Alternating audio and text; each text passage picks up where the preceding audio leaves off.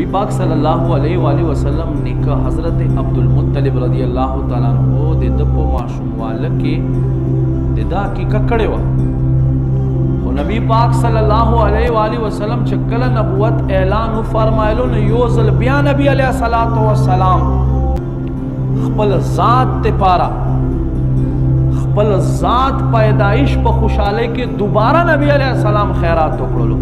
علماء فرمایا حقیقت خو یو ځل کېږي هغه خو یو ځل شوی وه دا نبی پاک صلی الله علیه و آله وسلم خپل میلاد موږ ته وښیلو چې زما په راتګ باندې زه خوشحالي مناو کوم زما رب خوشحالي مناو کوي.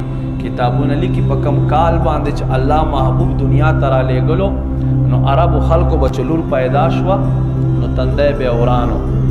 قرآن کې الله فرمایي وَإِذَا الْمَوْءُودَةُ سُئِلَتْ بِأَيِّ ذَنبٍ قُتِلَتْ ژوندۍ خښې کړلی شوی ماشومې نه چې تپوس وکړلی شي په کومې ګناه ته قتل کړلی شوې.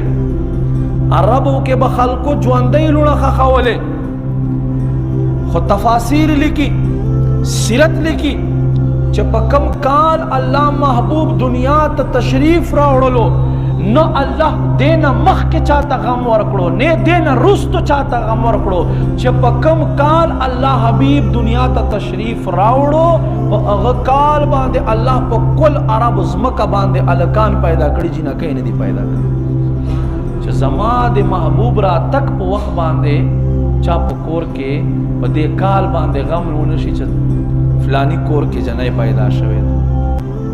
ما عزت مندو الله رب کریم په عالم ارواح کې دو جلسې کړې دي. قرآن کې دواړو جلسو ذکر دی. یوه عامه جلسه وکړله حضرت آدم نه واخله تر اخرنی انسان پورې چې دنیا ته به راځي پیدا کېږي به دا ټول روحونه راغونډ کړلو. الله فرمایي الست بربکم ای زما بندگانو زه د ستاسو رب نه یم. استفهامي انکاري دی ته ویلی کې یعنی یم. نو ټولو ارواحو په جواب کې ورته ووې قالو بلا ولې نه ته زمونږ رب یې. دا د توحید جلسه وه چې الله خپل ذات دپاره قایمه کړه. او بیا قرآن وګوره قرآن کې بله یوه جلسه الله رب کریم ذکر کړله عالم ارواح کې هیڅوک یې دنیا ته لا نه دي رالیږلي دنیا یې لا نه ده پیدا کړې. الله رب کریم انبیاء علیهم السلام را وغوښتل دې جلسې ته فقط انبیاء 1,40,000 کم و بیش انبیاء را وغوښتل نور خلق نه و پکې.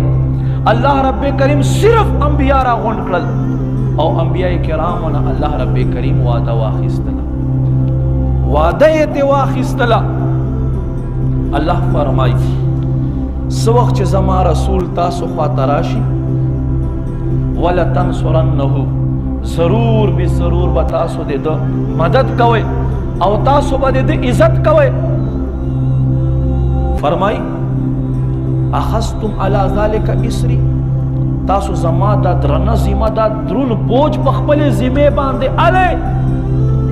ټول انبیاء علیهم السلام وی یا رب زموږ اله تر دې پورې تفاسیر لیکي چې دا الله عالم ارواح کې انبیاء او نبی علیہ السلام متعلق وعده واخیستله. کم یو نبی چې راغلی دی د عیسی علیہ السلام پورې هر نبی خپل اولاد ته خپل امت ته د نبی علیہ السلام ذکر کړی.